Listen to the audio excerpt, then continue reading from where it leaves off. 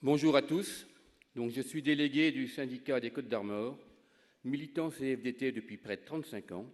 Je suis salarié des chambres de métiers et je profite de ce temps pour éviter de parole pour évoquer les difficultés et contraintes professionnelles que subissent les salariés des chambres de métiers. On dirait que c'était choisi après les chambres de commerce. D'abord, je dois dire qu'on est un peu déçu de voir que aussi bien les chambres de commerce et les chambres de métiers ont été complètement oubliées dans le rapport d'activité. Je l'ai bien relu, nulle part on ne retrouve le mot ni CCI ni chambre de métiers. D'abord, quelques chiffres. Les chambres de métiers se composent de 123 établissements avec un effectif de plus de 11 000 agents, dont 60% de femmes. Les contractuels représentent plus de 20% des effectifs et les vacataires environ 10%. C'est aussi 33% d'enseignants qui forment plus de 100 000 apprentis. Dans les chambres des métiers, la CFDT est la première organisation syndicale avec la moitié des sièges dans toutes les commissions nationales. Nous avons plus de 1000 adhérents dans les chambres de métiers.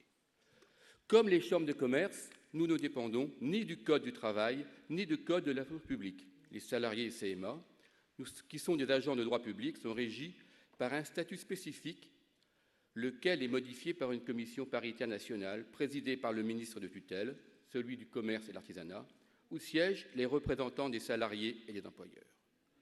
En 2009, un nouveau statut qui comportait de nombreuses avancées sociales et des règles de transparence dans la gestion de carrière des agents était voté.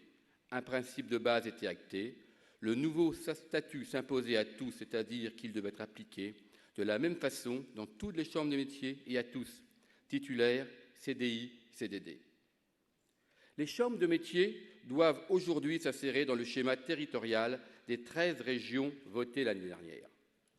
Suite, comme pour les CCI, au projet de plafonnement du financement par l'État, nos employeurs faisaient l'annonce publique en 2013 et en 2014 de licenciements massifs de salariés, suppression de 1300 à 2000 postes, pour faire pression sur le gouvernement lors des débats sur les votes du budget, nous disait-il. Des sujets pourtant essentiels en période de réforme sont devenus tabous pour nos employeurs, tels que les RPS, les conditions de travail, la GPEC, les ressources humaines. Ils se focalisent sur des sujets qui révèlent de l'obsession, comme la situation des profs, la remise en cause de la prise en charge des jours de carence en cas de maladie, ainsi que le principe de la RTT. Dans ce contexte de tension, et alors que plusieurs suicides sont d'ores et déjà à déplorer, nos employeurs refusent la mise en place de CHSCT. Pour nos employeurs, artisans, commerçants, patrons de TPE, les risques psychosociaux sont des fantasmes de syndicalisme. Leur attitude va du déni total à la provocation, allant même jusqu'à proposer la suppression de l'intervention des médecins du travail, compte tenu de la forte augmentation des licenciements pour inaptitude physique. Et pour certains de nos patrons, le burn-out, c'est une maladie de fainéant, nous disent-ils, alors que nous, la CFDT, on se bat pour que soit reconnue cette maladie comme une maladie professionnelle. Nous ne sommes pas des fainéants, pourtant. En juillet dernier, le Parlement décidait de mettre en place un fonds d'aide pour les chambres de métiers en difficulté. De nouvelles mesures de relance de l'apprentissage sont annoncées.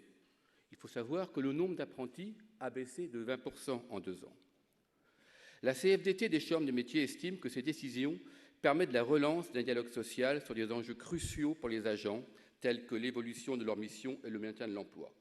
Pourtant, aujourd'hui, le collège employeur recommande de ne pas remplacer systématiquement les agents ayant fait valoir leur droit à la retraite, de tenir compte des fusions avant toute nouvelle embauche, de refuser l'augmentation des salaires bloqués depuis 2012.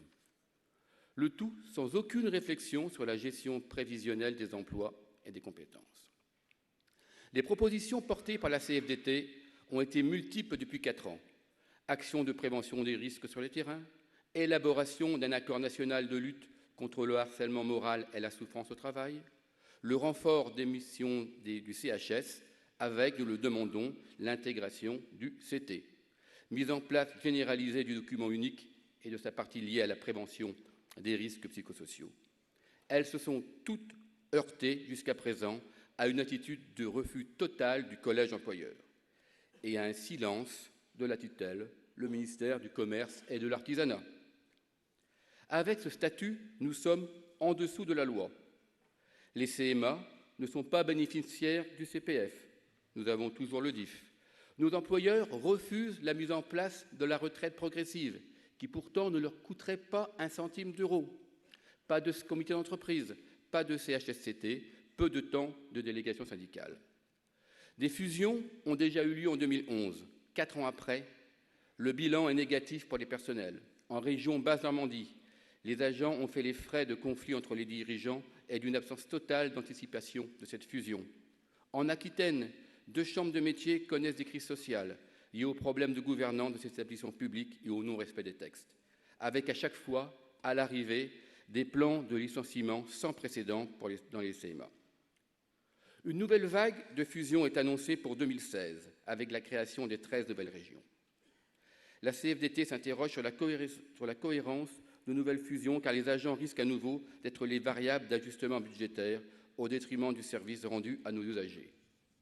Notre vigilance est et sera de mise lors de ces nouvelles transformations. Il te reste 1 minute. Ça va aller. Nous avons déjà connu, dans un passé proche, des situations où les salariés ont été les victimes de décisions irraisonnées. Aujourd'hui, nous demandons, pour la reprise du dialogue social, le retour à une présidence alternée de la commission paritaire, étape nécessaire dans le respect des partenaires sociaux, la création d'une instance pour interpréter notre statut, une méthode pour mener des négociations sur l'évolution du statut dans le cadre des réformes en cours, et surtout au ministère de rétablir un véritable paritarisme. Merci de votre écoute et vive la CFDT.